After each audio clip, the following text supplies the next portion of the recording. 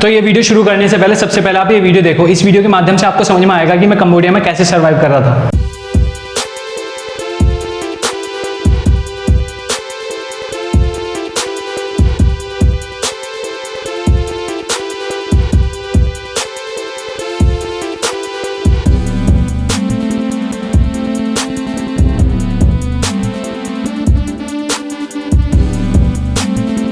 तो देखा आप सभी ने मैं वहाँ पे कैसे रह रहा था, कैसे जी रहा था, और मैं नहीं वहाँ पे मेरे जैसे जितने भी थे सारे ऐसे ही रहते थे। तो आज इस वीडियो के माध्यम से मैं आपको बताने वाला हूँ कि मैं कंबोडिया में कैसे रहा था और मैं वहाँ पे कैसे फंसा और कैसे वहाँ से भाग कर आया। तो सबसे पहले मैं आपको बता देता हूँ मैं वहाँ पे गया कैसे था। पेशे से मैं एक टीचर हूँ और मेरा एक स्टूडेंट था जिसका नाम था, चलो नाम में कुछ भी ले लेते हैं, XYZ ले लेते हैं, है ना। तो उसका एक जानने वाला, उसका भाई वो कंबोडिया में जॉब करता था, वो उसी कंपनी में जिस कंपनी में उसने मेरे को बुलाया है। और उसने मेरे को बुलाया क्यों था, देखो बिना मतलब के कोई कुछ नहीं करता, ठीक है ना।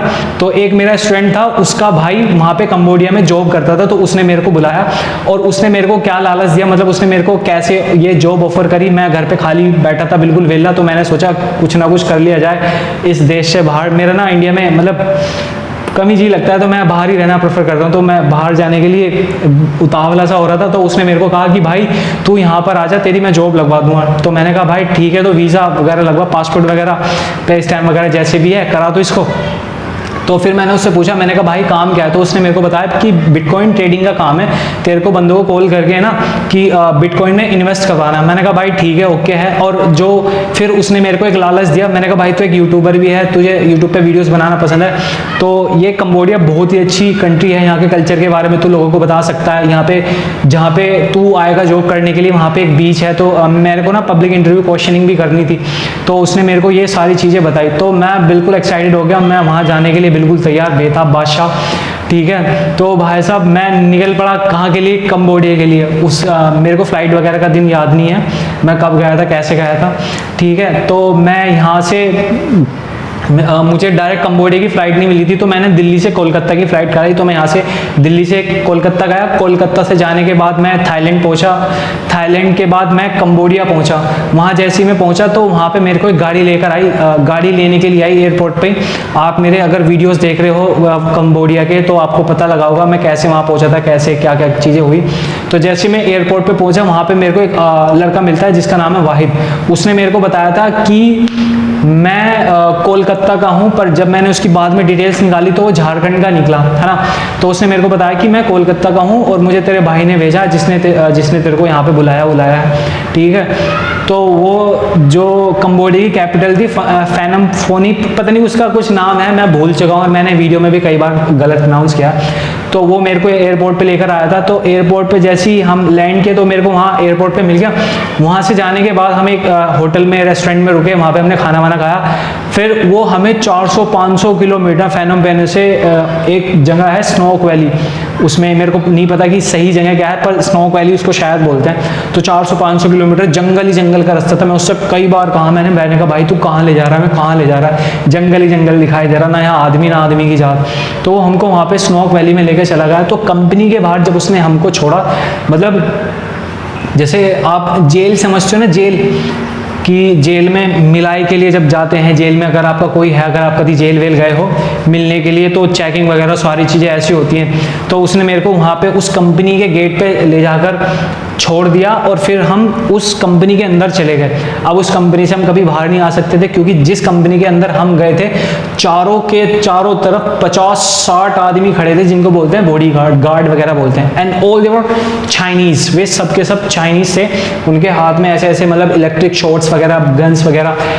और मैं आपको बताऊँ ना, वे कोई कंपनी नहीं चला रहे थे, वे ना एक माफिया है। तो बस मैंने अभी तक यहाँ पे रह के बदमाश, टुच्चे, गुंडे पुंडे सिने थे, पर मैं पहली बार माफियाओं के बीच में फंस गया था। मेरे को वहाँ जाके पता लगा कि एक्चुअल में दौलत क्या होती है, शोहरत क्या होती है। मैं दुबई में भी गया था, दुबई में चीज़ें दिखती हैं, बट जो अंदर खाने चलती है ना, हथियार, स्मगलिंग कैसे होती है, ये चीज़ें, ड्रग्स, हीरोइन, गांजा बांजा, लीकर, ये सब मेरे को वहाँ पर जाके पता लगा।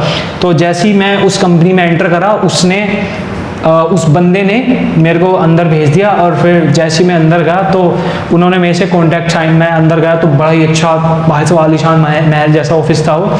तो उसमें मैं गया उन्होंने मेरे से कॉन्ट्रैक्ट वगैरह साइन करवा लिया। उन्होंने मेरे से कहा कि काम पता है ना, काम क्या है? तो जब तक भी मुझे एक्चुअल जो काम था वो नहीं पता था।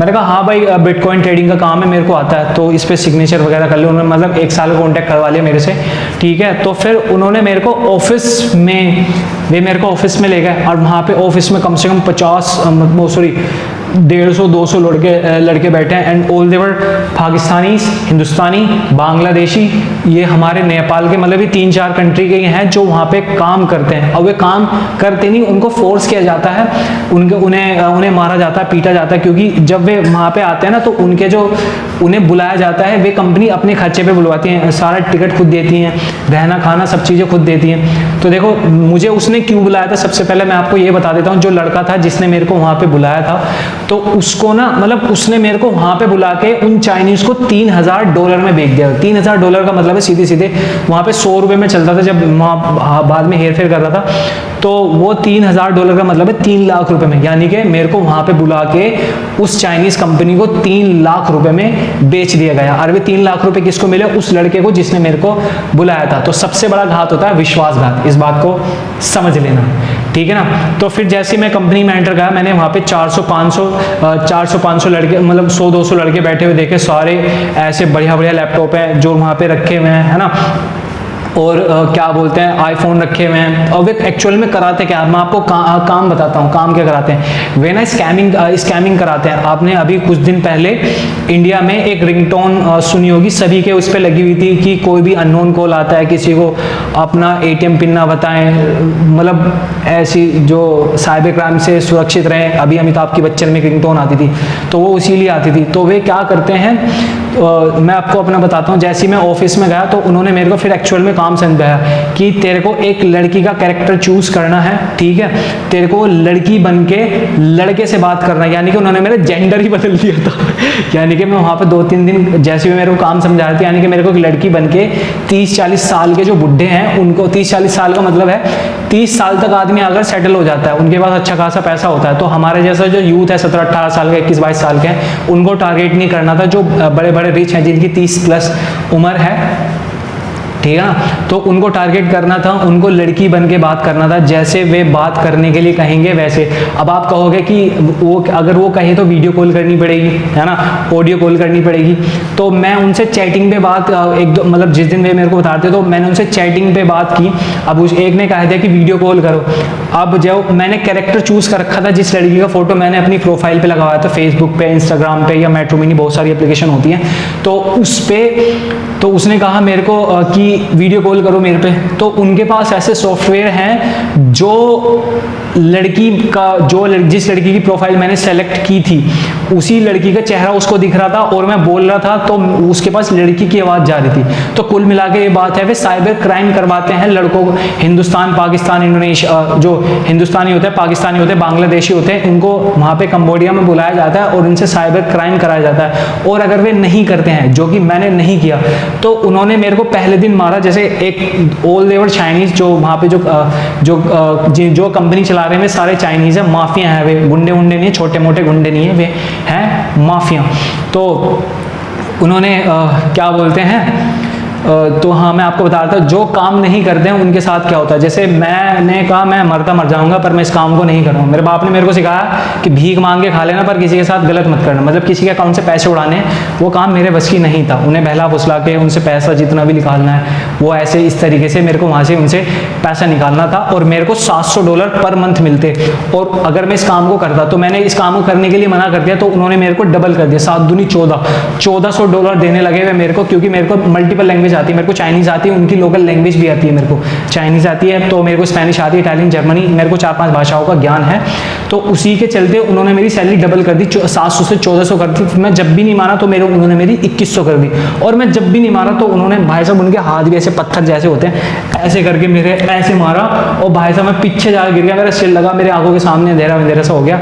और भी वहाँ पे जो लड़के फंसे हुए जो इन काम को करना नहीं चाहते हैं, तो वो उनके साथ क्या करते हैं, इलेक्ट्रिक शॉर्ट्स देते हैं उन्हें, है ना। मैं भी तुम्हें बता नहीं सकता मेरे साथ भी कैसे कैसे क्या क्या हुआ, मुझे कितना मारा। मतलब खाने में बीफ देते थे, गाय का मांस मिलता था, भैंस का मांस मिलता था, जो कि हम नहीं खाते। I am from Hindu family, Sanatan Dharma है मेरा, तो ये चीज़ें तो हम कैसे भी सर्वाइव नहीं कर सकते। तो वहाँ पे मैं एक कमरे से मैं रहता था, तो बस मेरे को जब भी वे खोलते थे ना, जब भी रोशनी दिखाई देती थी, और नहीं तो उस कमरे में पड़ रहे हो। और मतलब खाने में वो बीफ मिलता था, खाना वाना बिल्कुल ऐसे, मतलब मैं उसे खा ही नहीं सकता था। तो जब वे आवे थे, मतलब मैं खड़ा खड़ा नीचे गिर जाऊँ तो खाने में कुछ नहीं मिल रहा था, बिल्कुल सूख गया था, हड्डी हो गया था, आते सूखी पड़ी थी बिल्कुल ऐसे, मतलब टॉर्चर कर रहे थे, खाने को नहीं देते थे। खाने को जब भी मिलेगा जब तुम इस काम को करने के लिए हाँ करोगे। तो वे मेरे को मारते थे, बहुत मारा उन्होंने मेरे को, डार्क सर्कल वगैरह ऐसे, मतलब मैं सोचा था कि मैं मर जाऊँगा, बट पता नहीं कैसे, हर हर महादेव मुझे पता नहीं कहाँ से निकाल के लाए हैं, कहाँ से लाए हैं। तो फिर मैंने काम करने के लिए मना कर दिया, उन्होंने मारा मेरे को, कई दिन तक ऐसे ही बढ़िया खर्चा पानी सा दिया। तो फिर उन्होंने मेरे से कहा कि आज या तो तू काम करेगा या तो तू मरेगा। तो फिर मैंने सोच लिया, मैंने कहा काम तो मैं करने से रहा, तो फिर मरना ही प्रेफर करते हैं, ठीक है ना। तो मैंने मरने के लिए क्या किया, तो मैंने इंडियन एम्बेसी को कॉल लगाया, किसी ने मेरे को बताया कि इंडियन एम्बेसी कॉल कर, वे तेरे को रेस्क्यू कर लेंगे। तो मैंने इंडियन एम्बेसी को कॉल कर दिया। तो फिर उन्होंने मेरे से कहा कि भाई हम तेरे को आकर डायरेक्ट रेस्क्यू नहीं करने के वहाँ पे, ठीक है ना, तेरे को वहाँ से खुद ही निकल कर आना पड़ेगा। अगर देख, हम जैसे तूने हमको इन्फॉर्म कर दिया, अब हम वहाँ की लोकल पुलिस को इन्फॉर्म करेंगे। अब लोकल पुलिस उस एड्रेस पे जाएगी जिस एड्रेस में तू फंसा हुआ है, ठीक है ना। अब वे लोकल पुलिस को पैसे दे देंगे और तुझे इतना बुरा मारेंगे, बहुत मारेंगे, तो तू अकेला खुद जैसे भी आ सकता है, आ जा। तो फिर मैं वहाँ से, मतलब स्कीम वगैरह लड़ाई, मैंने वहाँ से निकला, मैं कूदा, भागा, सामान वहाँ मेरा सब वहीं था। उन्होंने मेरा पासपोर्ट छीन लिया था, ठीक है। तो मैं वहाँ से भागा, वहाँ से भागकर मैं एक रेस्टोरेंट में घुस गया, जो कि हमारे पाकिस्तानी भाई का था, मतलब पाकिस्तानी थे वे, जिसने मेरे को वहाँ पे रोका था। उसका नाम मेरे को नहीं पता, मोहम्मद करके कुछ ऐसी था।